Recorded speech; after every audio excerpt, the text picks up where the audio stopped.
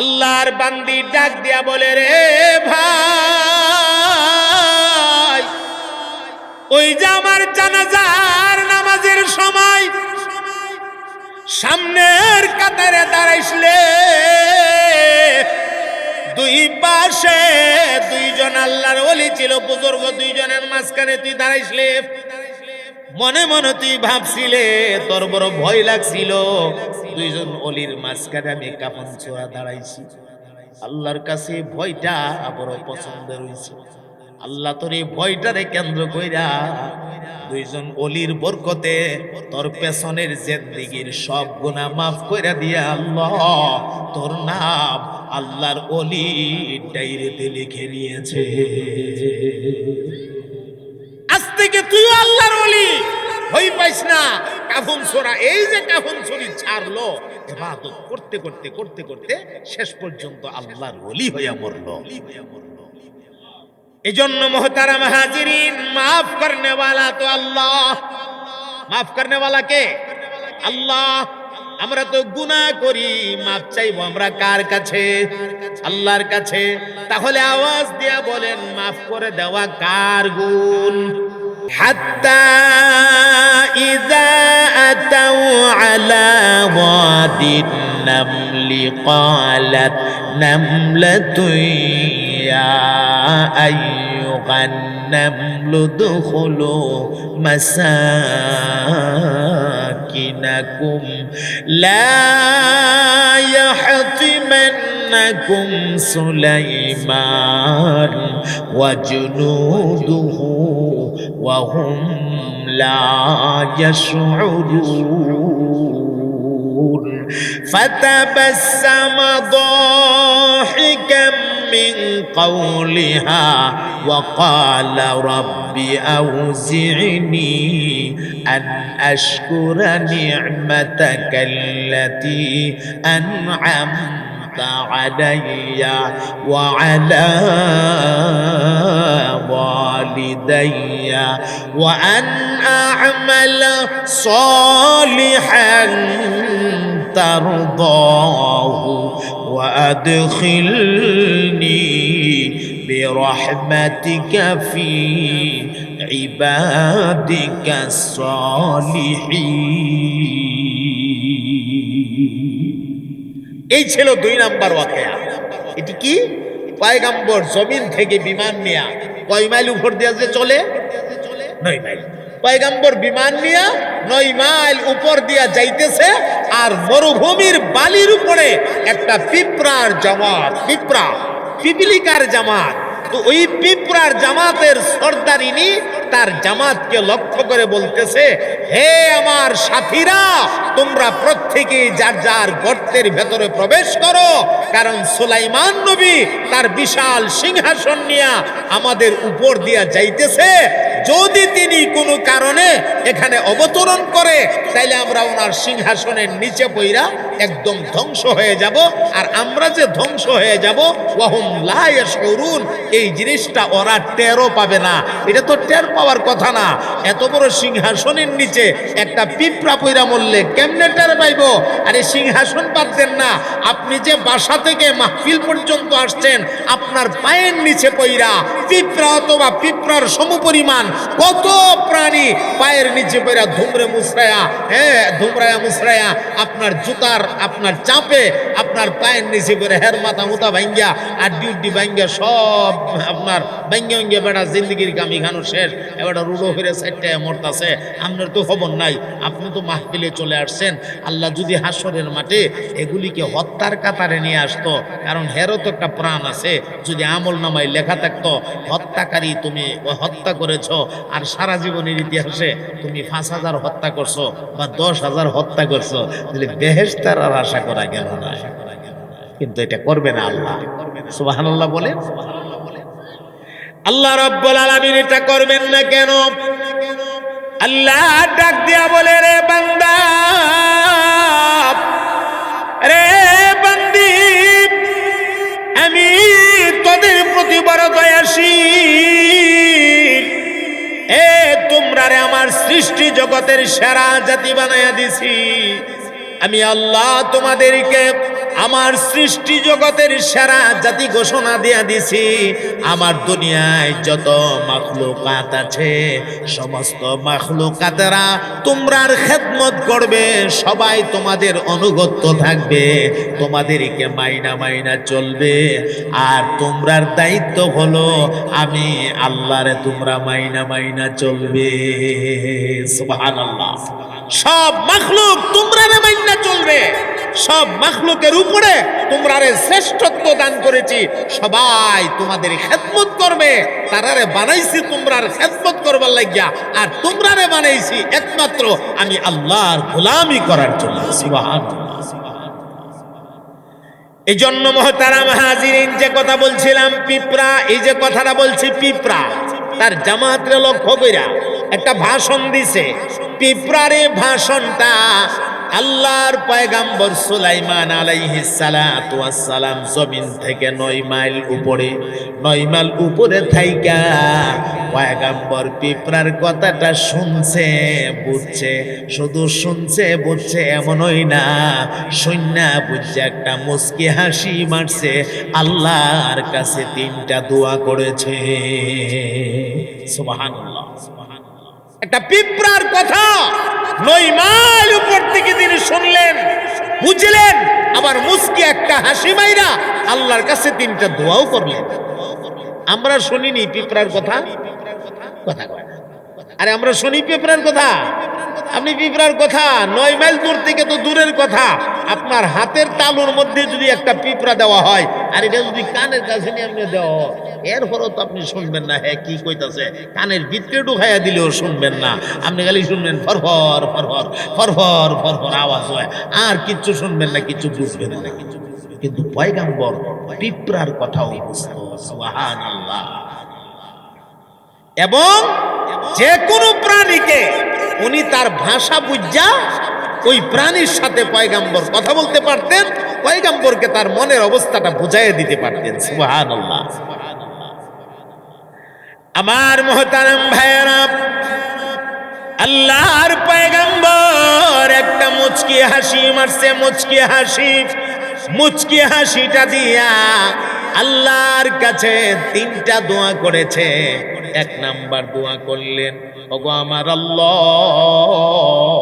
আমাকে তৌফিক দান করুন, আমাকে এবং আমার আব্বা জানকে যেই নিয়ামত দান করেছেন এই নিয়ামতের শুকর আদায় করার তৌফিক দান করুন। সুবহানাল্লাহ। এটা আমাদের জন্য সবক। আল্লাহ তো আমরারও নিয়ামত দান করছে, করে নাই নিয়ামত? মাথা থেকে পায়ের তলা পর্যন্ত হাজার হাজার নিয়ামত। কয়টা নিয়ামতের কথা বলবো? আপনাকে আল্লাহ রাব্বুল আলামিন 2টা চক্ষু দান করেছেন, যেই 2টা চোখ দিয়া আল্লাহর কুদরতের নিদর্শনগুলো আপনি দেখেন। যার 2টা চোখ নাই রে ভাই, এই মানুষটারে গিয়া জিজ্ঞাসা করবেন 2টা চোখের দাম কত। আপনার আমার আছে বলে আমরা আল্লাহর দেওয়া নিয়ামতটার কদর বুঝি না। 2টা চোখ শুধু দান করেছেন এমন না, 2টা চোখের উপরে আল্লাহ পাক কুদরতি ভাবে 2টা শাটার ফিট করে দিয়েছেন। অটোমেটিক শাটারগুলি বাইরে বাইরে 24টা ঘন্টা যতক্ষণ আমরা সজাগ থাকি, পলকগুলি বাইরে বাইরে আমাদের চোখগুলিরে ক্লিন করে রাখতেছে। আল্লাহু আকবার বলেন। আবার তরল একটা পিছলা পানি চোখের ভেতরে বের হয়, এটাও আবার পরিমাণ মতো, বেশি না। বেশি পানি বের হলে এটা ওই যে পলকে পানি দেওয়ার পরে 2 দিক থেকে পানি এইভাবে পড়তে থাকতো, অথবা সামনের দিক থেকে পড়তে থাকতো, দেখতে বেশ সুন্দর হইতো। আর অনর্গল যদি পানি পড়তেই থাকতো 2 সাইড, এদিকে ঘা হয়ে যেত, ঘা, আপনার চেহারার সৌন্দর্য নষ্ট হয়ে যেত। এমন পরিমাণে আল্লাহ তাআলা কুদরতি ভাবে পানিটাকে বের করে দেন, আপনার চোখের বাহিরে পানিটা আসে না, এটা ভেতরেই শুধু থাকে। আর পলকে বাইরে বাইরে মুহূর্তে মুহূর্তে আপনার চোখ গোলারে ক্লিন করে রাখতেছে। সুবহানাল্লাহ। কি দিয়া আল্লাহ নিয়ামতের শুকর আদায় করবেন, কি দিয়া আদায় করবেন? আমার মুহতারাম ভাইয়েরা, এরপরে যদি আমি আপনাদেরকে বলি, এই যে দেখেন একটা নাক আল্লাহ পাক নিয়ামত হিসাবে দান করেছেন। এই নাক দিয়ে আমরা গ্রান নেই, গ্রান সামনে খাবারটা আসার সাথে সাথেই বুঝি, গ্রানটা লাগার পরেই বুঝি এই খাবারটা কেমন মজাদার হবে। নাকে যদি গ্রানটা ভালো লাগে, টাইনা টাইনা গ্রানটা নেই, আর মনে মনে কই মাশাআল্লাহ আজকের খাবারটা বড় মজাদার হবে। খাবার কেমন মজা হবে খাবারের গ্রান থেকে আমরা বুঝতে পারি। সুবহানাল্লাহ। এরপরে আরেকটা নিয়ামত দেখুন, আল্লাহ রাব্বুল আলামিন জিহ্বা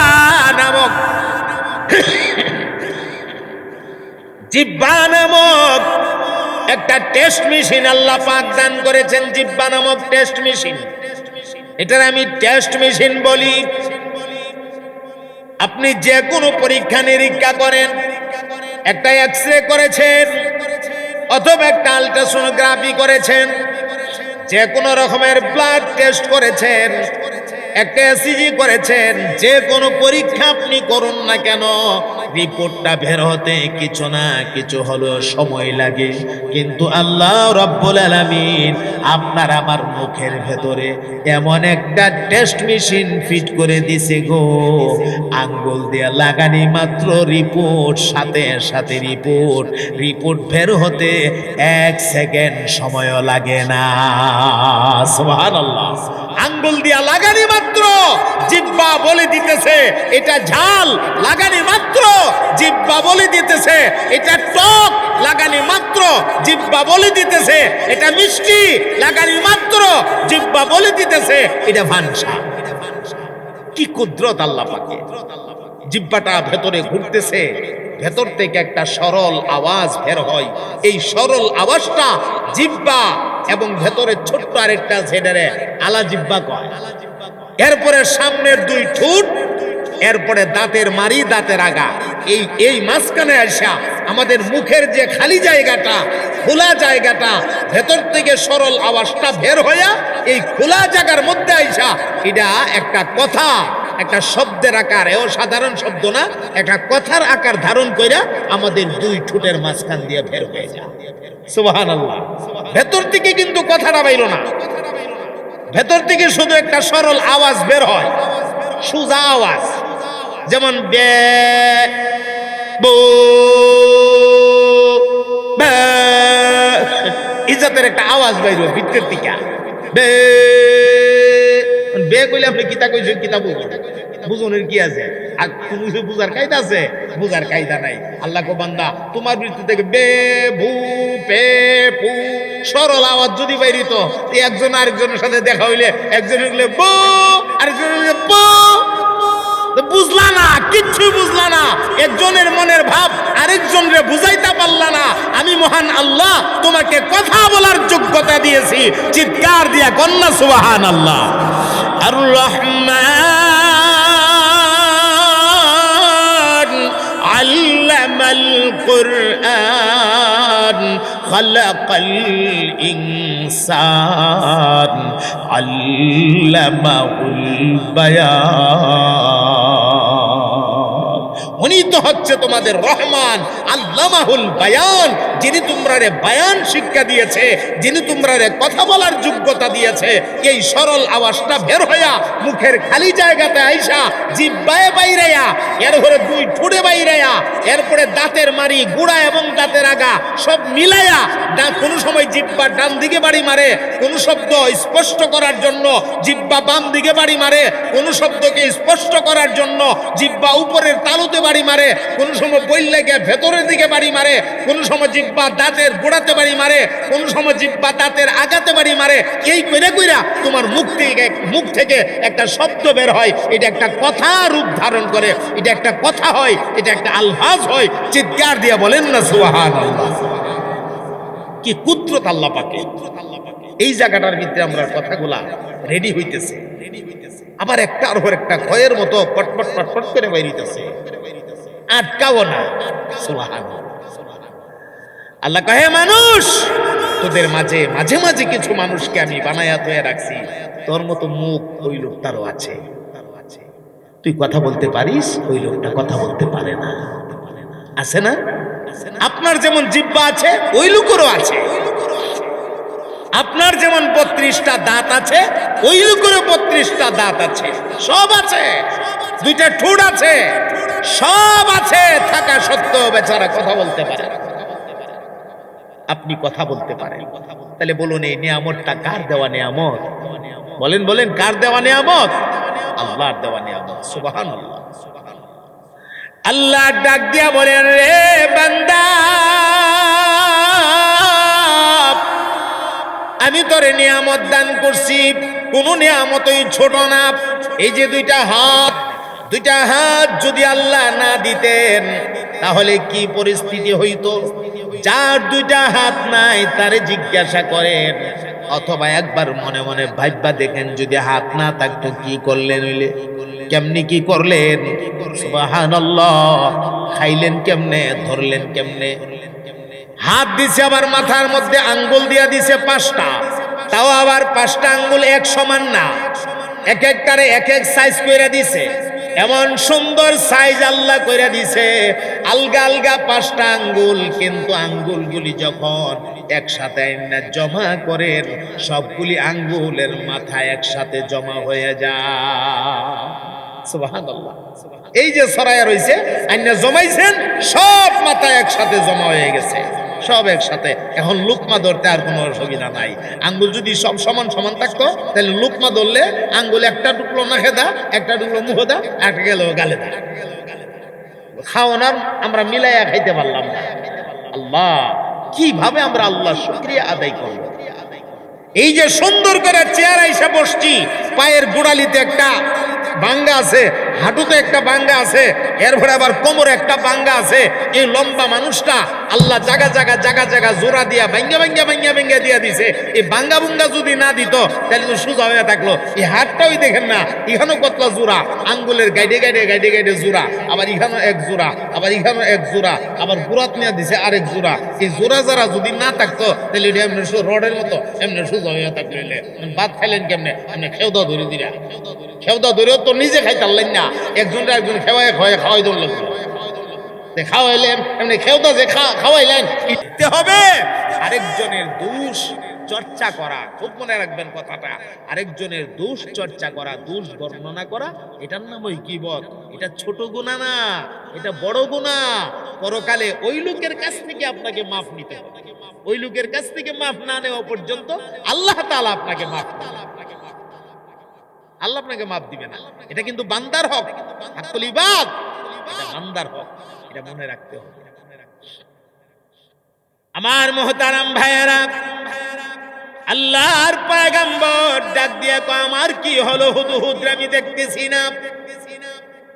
এরপরে শেষ দিকে কয়, কানা মিনাল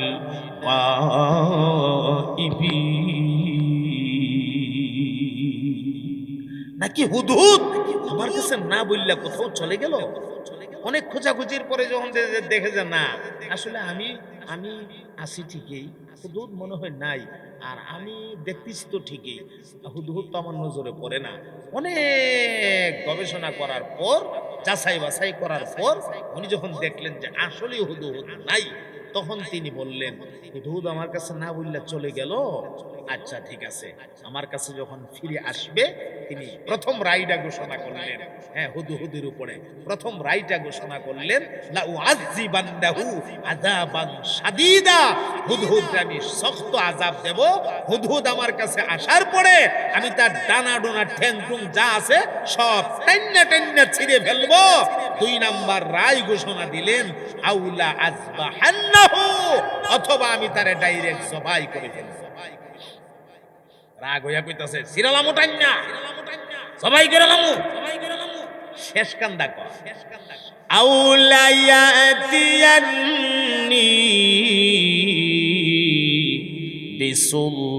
বিসুলতানিম মুবিন।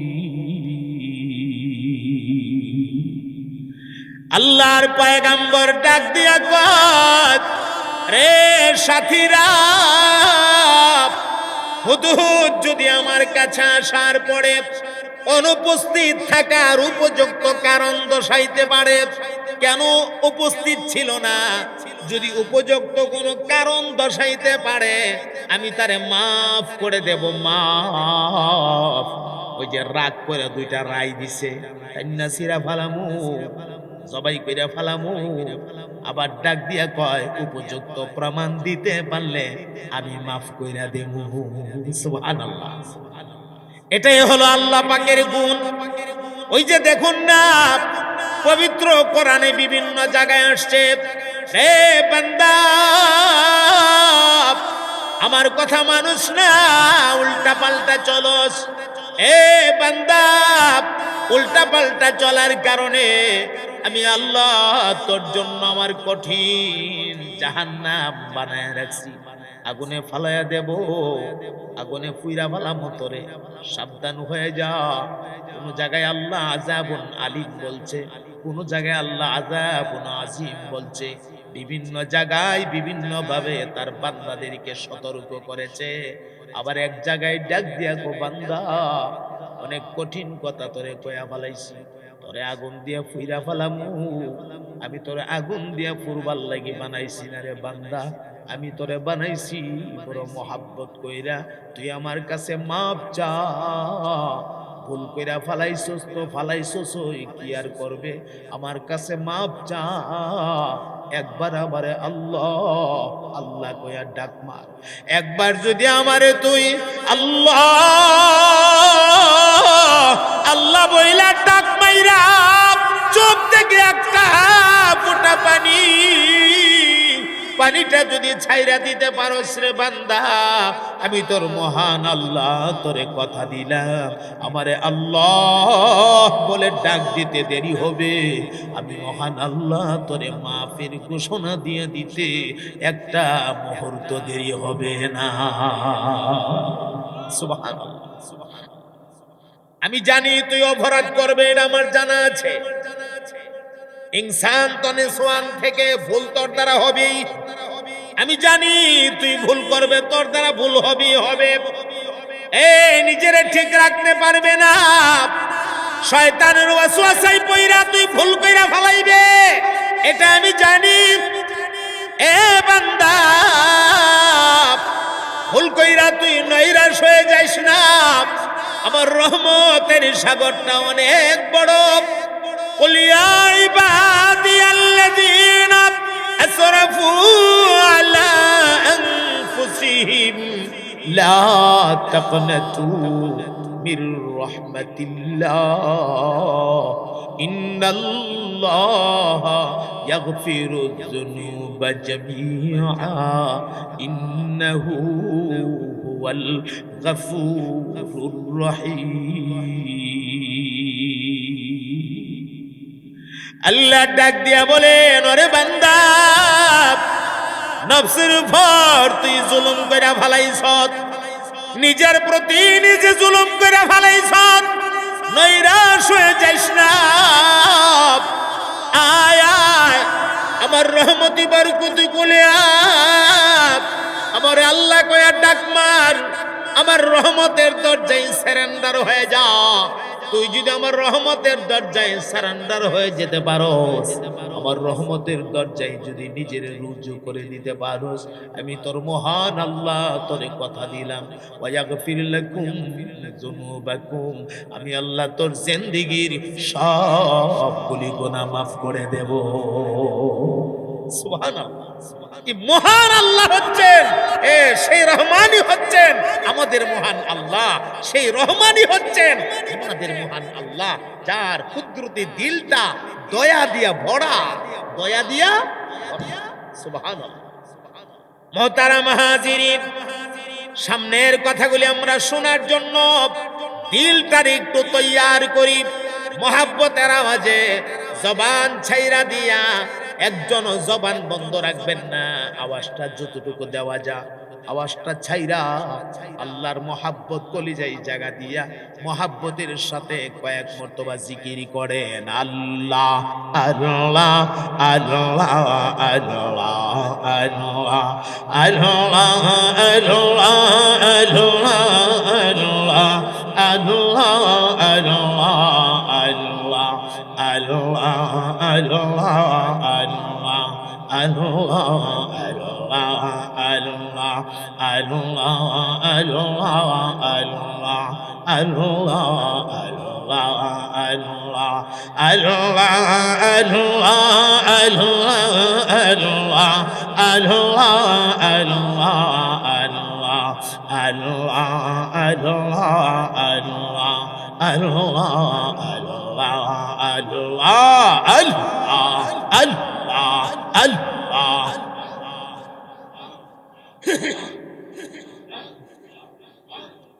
মাশাআল্লাহ, মহাব্বতে পড়ুন আল্লাহ আল্লাহ আল্লাহ।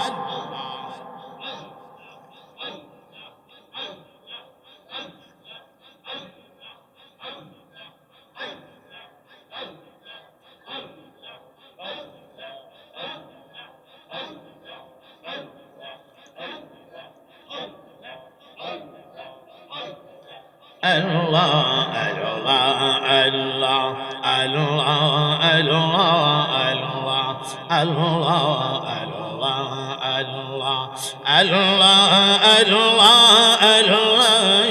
Allah Allah Allah Allah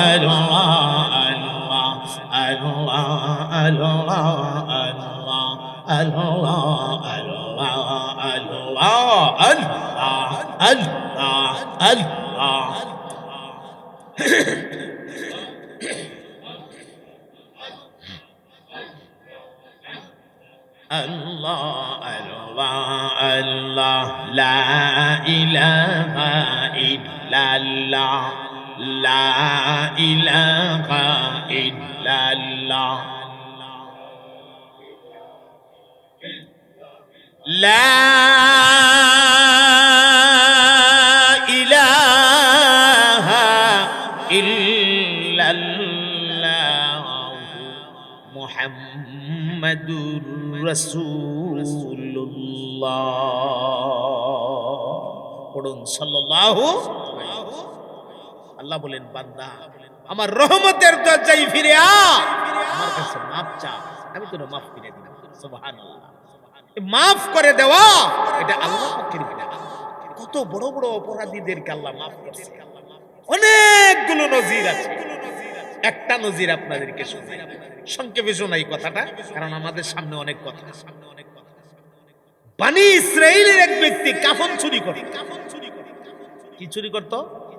কাফন। কাফন চুর দেখি সাধারণ চোর কাফনের কাপড় চুরি করে, কাফন চুর কাফন চুরি করত। তো একদিন আল্লাহর দিনদারিনী পরহেজগারিনী একটা মহিলা মারা গেছে, আর এই মহিলার জানাজার নামাজে সামনের কাতারের মুসল্লি খাইছে। কাফন ছোড়া। কাফন ছোড়া তো জানাজা পড়ার উদ্দেশ্য না। কাফন ছোড়ার তো উদ্দেশ্য কাফনটা কম দামি না বেশি দামি, কাফনটা কোন দামি, এরপরে লাশটা কোনখানে দাফন করবো, জায়গাটা মার্ক করে রাখা, দেখতে যাওয়া, রাত্রের বেলা খুন্তি কোদাল লইয়া আইব, আয়া মাটি সরাইয়া কাফন তুলিয়া নিয়ে যাবো। এই লোক কাফন ছোড়ার টার্গেট। এখন বেচারা আইছে জানাজার নামাজ, আয়া সামনে একদম সামনের কাতারের মুসল্লি খার হইছে পরে ডাইনেও এক বুজুর্গ, বামেও এক বুজুর্গ, দুই দিকে দুই আল্লাহ ওলি করে হইছে, মাঝখানে কাফন। এত কাফন ছুটছে, এটা তো বুঝার কোনো কায়দা নাই, কারণ মাথার টুপি দাঁড়িয়ে আছে, মাশাআল্লাহ লম্বা পাঞ্জাবি লাগাই আছে, বুঝবার কোনো জো আছে? কাফন ছুটছে। আমরা সমাজে ফাঁকে ফাঁকে মসজিদে জুতা চুর গিয়া কারো না, বেটার গতরি গেলে এতায় বেটা জুতা চুর, এটা ধরলে এতায় না, এত বেটা কাফন চুর, হে তো বুঝতেছে। আরে আমার দায়িত্ব বুজুর্গ রে, বাম বুজুর্গ, আমি তো কাফন চুর, শরীরে গিরগিরে কাঁপতাছে, ধরাইতাছে, কি না জানিও। আচ্ছা যাক, কোনোরকম জানাজাটা শেষ করে লাই, জানাজা কোনোরকম শেষ করছে। ওই যে ভিতরে ভিতরে একটু ভয় পাইছে, আমি কি হয়ে জায়গা, দুই দিকে দুই বুজুর্গ, এই ভিতরের খবরটা জানে কে? আল্লাহ। তো ভিতরে ভিতরে বই পাইছে, গেছে ওই জানাজার পরে লাশ যেখানে দাফন করে এখানে গেছে, লাশ কেমনে দাফন করে দেখতো। তো গিয়া দেখে লাশ দাফন কমপ্লিট করার পরে খবরটারে মার্ক করছে, কোন রাস্তায় রাতের বেলা আসতে হবে রাস্তাটাও মার্ক করছে। মার্ক করে বেচারা চলে আসছে, গভীর হয়ে গেলে রাত্র, এখন বেচারা আস্তে আস্তে খন্তি কুদাল লইয়া কবরের দিকে রওনা দিছে। কবরের কিনারায় গেছে, গিয়া কবরের মাটি খনন করছে, মাটি কুইরা টুইরা সাইরা ভিতরে নামছে, লাশ লইয়া, ওই যে কাফন লইয়া, লাশ থেকে কাফন পান দিয়া লইয়া উঠতে আইব, এমন সবে লাশ ফালদা উঠতে বইয়া কাফন ছোড়া আতো তাফাতো দিয়ে রাখো। এ কাফন ছোড়া যাস কই, যাস কই? যেই খালি কাফন ছোড়া যাস কইয়া হাতের মধ্যে তাফাতো ধরে লিছে। এখন তো হে গির গির গির গির কাফন শুরু করছে। জীবনে কত কাফন চুরি করলাম, এমন কাম তো হইছে না। এমন যে লাশ উঠে ফালতা ধরে লাওয়ার এই জাত কাম তো জীবন হইছে না। এটা কোন কাম হইলো বুঝা লাইছি। আর বুঝি বাড়ির যেতাম পারতাম না। ইহানই আমার শেষ জিন্দেগি, এই কবরে আমার তাফন লাগবো। হাই হাই হাই রে, শেষ সর্বশেষ কবরে আমার মরণ। সারা জীবন চুরি করলাম কাফন, আর এখন আমার মরণ বুঝি কবরের মধ্যে আছে। গিরি গিরে কাঁপতাছে। মহিলাটা ধরে ক, কাফিস না, কাফিস না, কাফা কাফি বন্ধ কর, আমি তোরে সুসংবাদ দেওয়ার জন্য করছি। সুবহানাল্লাহ। আল্লাহর বান্দি ডাক দিয়া বলে, রে ভাই, ওই যে আমার জানাজার নামাজের সময় সামনের কাতারে দাঁড়াইছিলে, দুই পাশে দুইজন আল্লাহর ওলি ছিল বুজুর্গ, দুইজনের মাঝখানে তুই দাঁড়াইছিলে। মনে মনে তুই ভাবছিলে, তোর বড় ভয় লাগছিল, দুইজন ওলির মাঝখানে আমি কাফন ছোড়া দাঁড়াইছি। আল্লাহর কাছে ভয়টা বড় পছন্দের হইছে। আল্লাহ তোর এই ভয়টারে কেন্দ্র কইরা দুইজন ওলির বরকতে তোর পেছনের জিন্দেগীর সব গুনাহ মাফ কইরা দিয়া আল্লাহ তোর নাম আল্লাহর ওলি ডায়েরিতে লিখে নিয়েছে। আজ থেকে তুই আল্লাহর ওলি। ভয় পাইস না। কাফন ছোড়া, এই যে কাফন ছড়ি ছাড়লো, ইবাদত করতে করতে করতে করতে শেষ পর্যন্ত আল্লাহর ওলি হইয়া মরলো। এজন্য মোহতারাম হাজিরিন, মাফ করনে ওয়ালা তো আল্লাহ। মাফ করনে ওয়ালা কে? আল্লাহ। আমরা তো গুনাহ করি, মাফ চাইবো আমরা কার কাছে? আল্লাহর কাছে। তাহলে আওয়াজ দিয়া বলেন, মাফ করে দেওয়া কার গুণ? আল্লাহর গুণ। পয়গম্বর রায় ঘোষণা করলেন তিনটা। কয়টা রায় দিলেন? এক, টাইন্না সিরা ফালামু। দুই, ডাইরেক্ট জবাই করে ফালামু। তিন, উপযুক্ত প্রমাণ দিতে পারলে মাফ করে দিব। এমনি দেহে পাখি দানা বাইরেতে বাইরেতে বাইরেতে বাইরেতে হুদু হুদাইশা হাজির। সুবহানাল্লাহ পড়ে। ফামাকাসা গায়রা বাঈদিন ফাকালা হাত্তু বিমা লাম তুহিত বিহি ওয়াজিতুকা মিন সাবাইন বিনাবাই ইয়াকিন ইন্নী ওয়াজাদতু ইমরাআতান তামলিকুহুম ওয়া উতিয়াত মিন কুল্লি শাইইন ওয়া লাহা আরশুন আযীম। আল্লাহু আকবার বলে। আমার মুহতারাম ভাইয়েরা, এখন পয়গম্বর রায় ঘোষণার পরে দেখে পাখির ডানা বাইরেতে বাইরেতে এসে হাজির। আয়েশারা পয়গম্বরের অবস্থা দেখেও কো, আরে বাপ রে বাপ, যে রাগ করে বইছে উপায় নাই, যে নমুনা দেখা যা। এমনি পাখি কায়দা কইরা কো, পাখিও তো কম ব্রেনই না। আল্লাহ তো এটা কুদরতি ইঞ্জিনিয়ার বানাইছে, তার মগজটাও তো কম না। এমনি খুব কায়দা কইরা কইতাছে, আল্লাহর পয়গম্বর, হে সারা দুনিয়ার বাদশা, আপনি দয়া কইরা আমার উপরে রাগ কইরেন না। আমি সাবা শহর থেকে আসছি, আর আপনার জন্য এমন একটা সংবাদ লই আইছি। ফাকালা আহাত্তু বিমা লাম তুহিত বিহি, এমন একটা সংবাদ লই আইছি যেই সংবাদটা আমি না বলা পর্যন্ত আপনি পয়গম্বর জানেন না। কেমন সংবাদ রে তুই লই আইছস? বাপ ধরছস রে, বাঁচবার লাগি বাপ ধরছস। এমন কি সংবাদ রে আমি জানি না? আমি সারা দুনিয়ার বাদশা, আল্লাহ আমারে বানাইছে, বাপ ধরছস। এখন বলেন আকল মন্দের কাজ কি? আগে শাস্তিটা দিয়া লাওন না আগে সংবাদটা শুনি? আগে সংবাদটা শুনুন। পয়গম্বর কাছে কোছেন কি তা সংবাদটা শুনি। এমনি পাখি ডাক দিয়া কয়, হুজুর সাবাতে গিয়া আমি একটা মহিলা পাইছি। মহিলা। পয়গম্বর কয়, থাক বেটা, কিতা মহিলা পাইছস? মহিলা তো সারা দেশই আছে। মহিলা পাইছস তা আমার কি হইছে? কোন হুজুর আমি কথা শেষ কইরা লই, কত তাড়াতাড়ি ক। কোন হুজুর আস্তে আস্তে করি। পয়গম্বরের রাগটা কমাইবার লাগিয়া আস্তে আস্তে করে একটা একটা শব্দ করে কইলে কইছে মহিলা পাইছি। এই মহিলাটার নাম ওই তাফসীরের ভেতরে আসছে রানী বিলকিস অথবা বিলকিস রানী। মহিলাটার নাম কি? বিলকিস রানী অথবা রানী বিলকিস, যেভাবেই বলে। এরপরে কয় হুজুর তামলিকুহুম, এই মহিলার জন্য একটা রাজত্ব আছে, সেখানে মহিলা রাজত্ব কইরা চলে। পয়গম্বর কো মহিলা ওই এলাকার হয়তো ধনাঢ্য ব্যক্তি রাজত্ব কইরা চলে, চলুক না, এতে তো আমার কোনো অসুবিধা নাই। হুজুর আরো সংবাদ আছে, ওতে তাড়াতাড়ি ক ওয়ালাহা আরশুন আযীম, তার জন্য বিরাট একটা সিংহাসন আছে। পয়গম্বর কো এটা কোনো গুরুত্বপূর্ণ খবর না, ওই বেচারা হয়তো এলাকার বেচারি পয়সাওয়ালা মানুষ, প্রয়োজনে স্বর্ণ দিয়ে চেয়ার বানায় বসুক না, এত তো আমার কোনো আসে যায় না। এটা কোনো সংবাদ হইল? আরো সংবাদ আছে, তাড়াতাড়ি ক কিতা আছে। এমনি ক ওয়াজাতুহা ওয়া কওমাহা, সেখানে আমি একটা কওম পাইছি, একটা জাতি পাইছি, ইয়াসজুদুনা লিশামসি মিন দুনিল্লাহ, যেই জাতিটা আল্লাহরে বাদ দিয়া সূর্যরে সেজদা দেয়। নাউজুবিল্লাহ বলে, কারে সেজদা দেয়? সূর্যরে সেজদা দে। যেই মাত্র খালি এই কথাটা কইছে আল্লাহরে বাদ দিয়া সূর্যরে সেজদা দে, এমনি পয়গম্বর ডাক দিয়া কয় আমার রাজত্বের ভেতরে আল্লাহরে বাদ দিয়া সূর্যরে সেজদা দিবে, এটা কেমন কথা? এটা হতে পারে না, এটা আমার দেখার আছে। পয়গম্বর খবরটা গুরুত্ব দিয়া বলাইছে। আবার খবর তো তুই কইছস, আমিও শুনছি, গুরুত্ব দিতাছি, তুই কইলে আর আমি বিশ্বাস করলাম, এটা কেমন কথা? এটাও তো হয় না, বিশ্বাস তো খবর দিলেই বিশ্বাস করা উচিত না, কারণ খবর দেনাওয়ালার খবর এটা সিদ্ক কিসব দুটোটার ইহতেমাল রাখে, এটা সত্য হতে পারে, এটা মিথ্যাও হতে পারে। এজন্য পয়গম্বর ডাক দিয়া কয় কালা সানানজুরু আসাদাকতা আম কুনতা মিনাল কাযিবিন। জোরে জোরে বলে দিন না সুবহানাল্লাহ। আল্লাহর পয়গম্বর ডাক দিয়া করে হুদুদ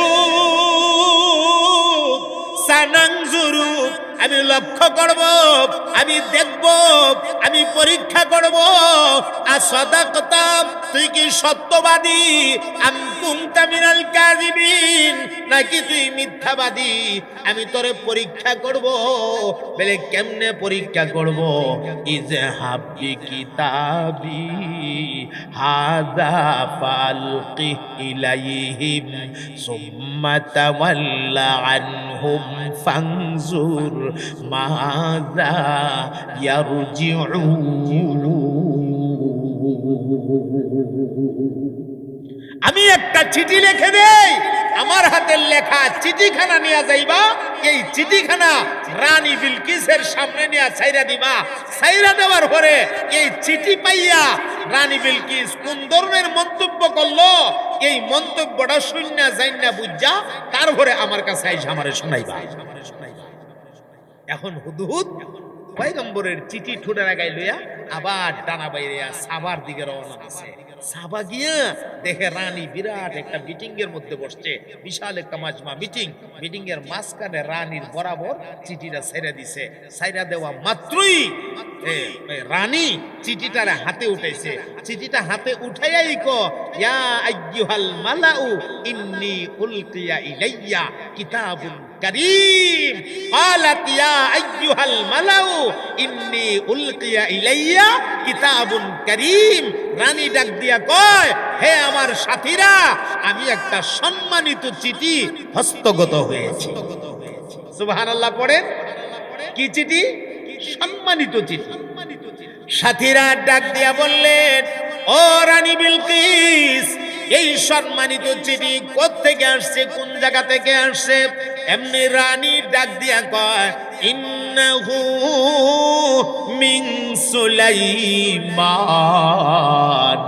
ওয়া ইন্নাহু বিসমিল্লাহির রহমানির রহিম।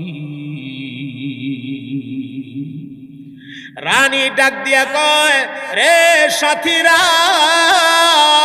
এই চিঠিখানা সারা দুনিয়ার বাদশাহ পয়গম্বর সুলাইমান নবীর পক্ষ থেকে আসছে। আর চিঠির হেডলাইনের মধ্যে লেখা বিসমিল্লাহির রহমানির রহিম, আল্লাহর নামে আরম্ভ করলাম, রহমানের নামে আরম্ভ করলাম, রাহিমের নামে আরম্ভ করলাম। যারা সূর্যের সেজদা দেয় তাদের সামনে আল্লাহর নাম, তাদের সামনে রহমানের নাম, তাদের সামনে রহিমের নাম। এটা তো রাগ ওঠার কথা, রানী বিলকিসের রাগ ওঠে না। 2 নাম্বার লাইনের মধ্যে লেখা আল্লাহ তাআলু আলাইয়া ওয়াতুনি মুসলিমিন। 2 নাম্বার লাইনের মধ্যে লেখা রে রানী, আমার হাতের চিঠি পাওয়ার পরে কোন রকমের গরিবসি করবা না, কোন রকমের তালবাহানা করবা না। তোমার দল বল লস্কর যা আছে সবরে লইয়া আমার কাছে এসে সারান্ডার করবা।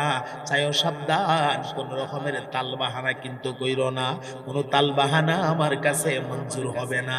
এক দেশের রাষ্ট্রপ্রধান আরেক দেশের রাষ্ট্রপ্রধানরে যদি এই জাতীয় চিঠি দে, এটা তো রাগ ওঠার কথা। রানী তার সাথীদেরকে ডাক দিয়া কয়, রে সাথীরা একটু পরামর্শ দাও, আফতুনি ফি আমরি, এই কাজে তোমরা আমার একটু পরামর্শ দাও, আমি কি করতে পারি পরামর্শ দাও। সাথীরা তখন গরম হয়ে গেছে, গরম ওই যে নেতার থেকে সাইন্সা গরম, আইল্লা থেকে আংরা গরম, আংরা থেকে আইল্লা বেশি গরম, এখানে সাইন্সা গোলা গরম হয়ে গেছে। এরা ডাক দিয়া কয়, আপনি কোনো টেনশন করবেন না, সুলাইমান বাহিনীর সাথে আপনি যুদ্ধের ঘোষণা দিয়া দেন, আমরা যুদ্ধ করব, আমরা বিজয়ী চিনিয়ে নিয়ে আসব। রানী ডাক দিয়া কয়, থামেন থামেন, এত বড় লাড়া মাইরেন না, সব জায়গায় লাড়া দেওয়া চলে না। আল্লাহু আকবার বলে, এত বড় লাড়া মাইরেন না আপনারা। আপনাদের কাছে পরামর্শ চাইছি, কিন্তু আপনারা যে পরামর্শ দিচ্ছেন এটা সংঘাত, এই সংঘাতের দিকে আমি চাইতে চাই না। আমি তারে পরীক্ষা করব, সুলাইমানকে আমি পরীক্ষা করব, আসলেই কি সে নবী নাকি সে লোভী, আমি তারে পরীক্ষা করব। 2টা স্বর্ণের ইট দুইজন নিয়ে যাও, স্বর্ণের ইটটা সুলাইমানরে হাদিয়া দিবা, যদি হাদিয়া গ্রহণ করে ফেলে আমি ধৈর্য নেব সুলাইমান লোভী, আর যদি গ্রহণ না করে আমি ধৈর্য নেব সুলাইমান নবী। আর বাস্তবে যদি নবী হইয়া থাকে তার কাছে গিয়া মুসলমান হইতে, গর্দান নেহাদান করতে কোনো অসুবিধা নাই তো, তার কাছে গিয়া সারান্ডার হইতে কোনো সমস্যা নাই তো। আমি এই সিদ্ধান্তই নিলাম, 2টা ইট লইয়া যাও। হুদহুদ পাখি সব কথা শুনিয়া ডানা বাইরায়া সুলাইমান নবীর দরবারে আইসা কয়, ওগো আল্লাহর পয়গম্বর তাড়াতাড়ি করেন, বলে কি করতাম সংবাদ শুনেন, রানী 2টা লোক পাঠাইতেছে 2টা স্বর্ণের ইট দিয়া আপনাকে হাদিয়া দিবে, যদি হাদিয়া গ্রহণ করে ফেলেন আপনি লোভী, আর যদি হাদিয়া গ্রহণ না করেন আপনি নবী।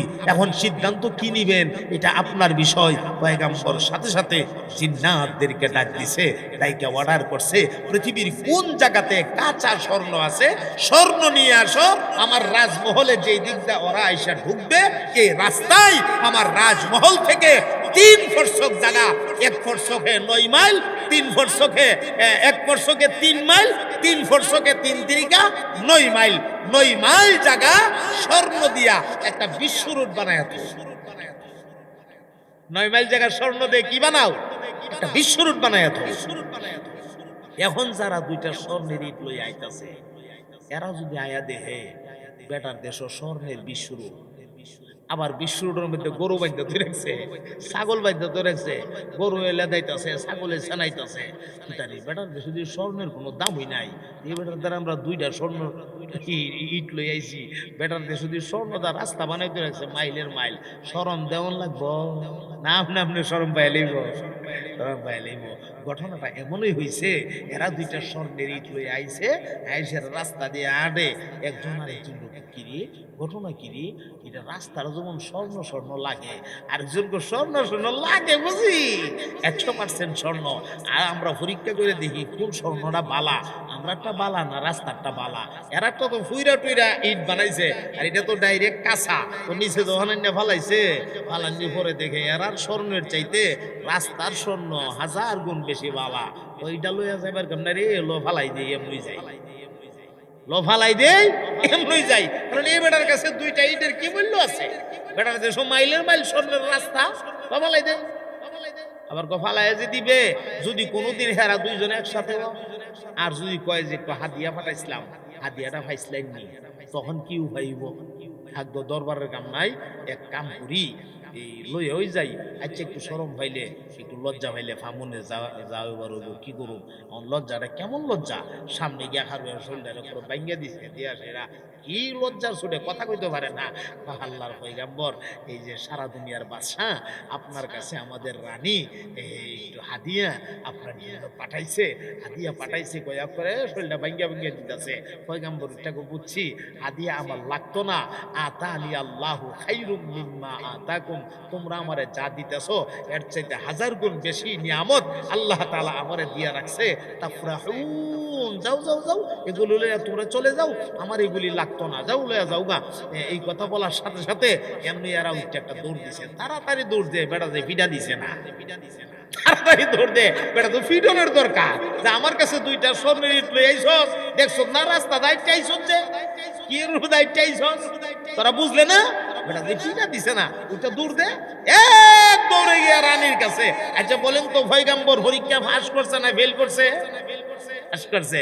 এখন রানীর কাছে গিয়া, ও রানী গো, আমরা কোন দেশ পাঠাইলেন গো? বলে কিতা হইছে রে? ওই দেশ গিয়া দেখি বেটার দেশ স্বর্ণ দিয়া রাস্তা বানায় তুই রাখছে। ও তাই নাকি? বলে হ্যাঁ। ও তারপরে এর ফলে কি আমরা যখন দুইটা স্বর্ণের ইট দিছি, দেওয়ার পরে বেটা আমরা কইতে আমার লাগতো না, আল্লাহ বহুত দিছে আমারে, যাও যাও যাও কয়েছেন, আমরা তাড়াইয়া দিছে, আমরা জানটা বাসায় কোন রকম আইছি, আমরা যে বেটা ফিটা দিছে না। এমনি রানী ওইটাকে বুঝছি, ইলা লোভী না, আসলেই তিনি নবী। সুবহানাল্লাহ বলে। এখন সিদ্ধান্ত নিছে, দল বল লস্কর সব লইয়া আইসা পয়গম্বরের দরবারে আত্মসমর্পণ করবে। সুবহানাল্লাহ, সুবহানাল্লাহ। আমার মুহতারাম ভাইয়েরা, নির্ধারিত তারিখে আল্লাহর পয়গম্বরের উদ্দেশ্যে আসতেছে। ওই যে আসতেছে তো আসতেছে, রানী বিলকিস মাঝ রাস্তায় আসছে, অর্ধেক রাস্তা আসছে, অর্ধেক রাস্তা সামনে বাকি আছে। এমন সময় পয়গম্বর তার রাজমহলের মধ্যে একটা ঘোষণা দিলেন, ওরে সাথীরা, তোমাদের মাঝে এমন কে আছো রে, রানী আমার কাছে আসার আগে আগে রানীর সিংহাসনটা আমার কাছে পৌঁছায় দেবে, এমন কে আছো? জলদি জলদি হাত তোলো। এমনি একটা জিন্নাত লাফ মাইরা দাঁড়াইছে। ক্বালা ইফরিতুম মিনাল জিন্নি আনা আতিকা বিহি ক্বাবলা আন তাকুমা মিন মাকামিক ওয়া ইন্নী আলাইহি লাকাবিয়ুন আমিন। এই জিন্নাতটা লাফ মাইরা দাঁড়ায় কো, আমি পারবো সিংহাসনটা আনতে। বলে কতক্ষণের মধ্যে পারবা? পবিত্র কোরআন শরীফ বলেন, কাবলা আন তাকুমা মিন মাকামিক। জিন্নাতের কথাটা কোরআন শরীফে আল্লাহ নকল করে দিয়েছে।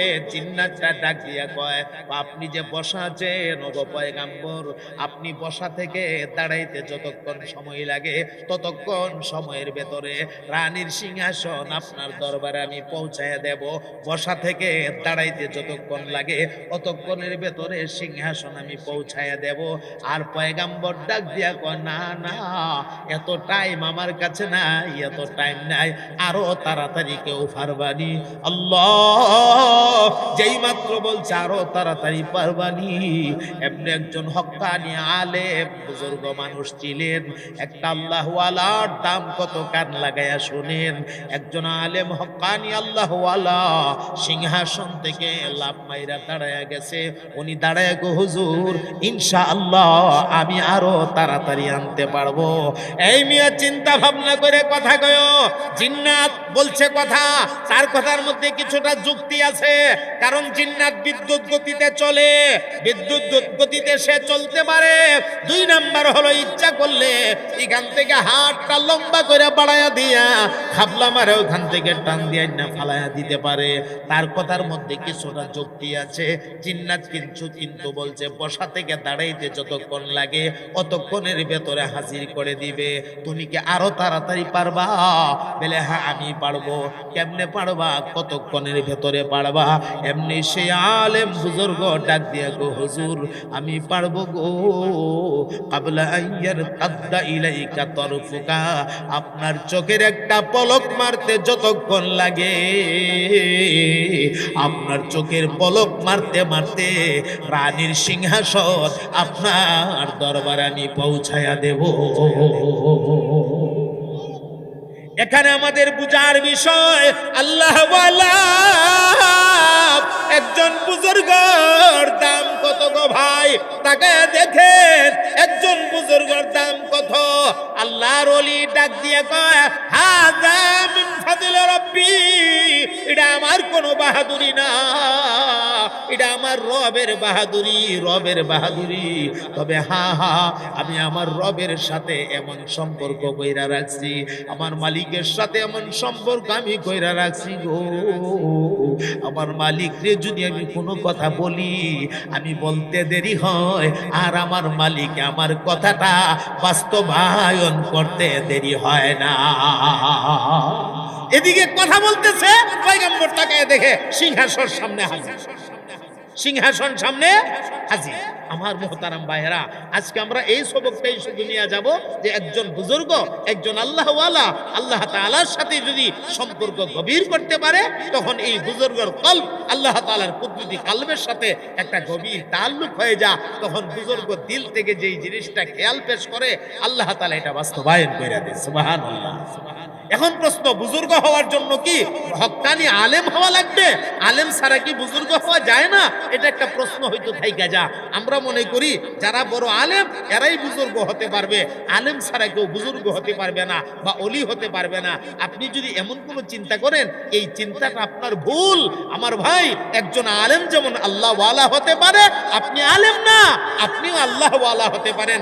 আল্লাহওয়ালা হওয়ার জন্য আলেম হওয়া শর্ত না, তবে হ্যাঁ এই কথাটি সত্য, আলেম হইলে আল্লাহওয়ালা হইতে সহজ। আল্লাহওয়ালা হইতে কি সহজ, কারণ কোন কায়দায় বললে, কোন রাস্তায় চললে, কেমনে হাঁটলে আল্লাহরে তাড়াতাড়ি পাওয়া যায়, এই কায়দাটা ওনারা জানে। এছাড়া প্রতিটা মানুষ আল্লাহওয়ালা হতে পারবেন। আল্লাহওয়ালা হওয়ার জন্য যোগ্যতা শর্ত না, কবুলিয়ত শর্ত। আল্লাহওয়ালা হওয়ার জন্য কি শর্ত? যোগ্যতা শর্ত না, কবুলিয়ত শর্ত। আল্লাহ যদি কবুল কইরা, আল্লাহ হে বান্দা তোরে আমি ওলি বানাইয়া নিছি, আপনি ওলি হয়ে গেছেন। আল্লাহ আমাদের প্রতিটা মানুষকে আল্লাহ পাকের ওলি হিসাবে কবুল করেন। সবাই বলেন আমিন।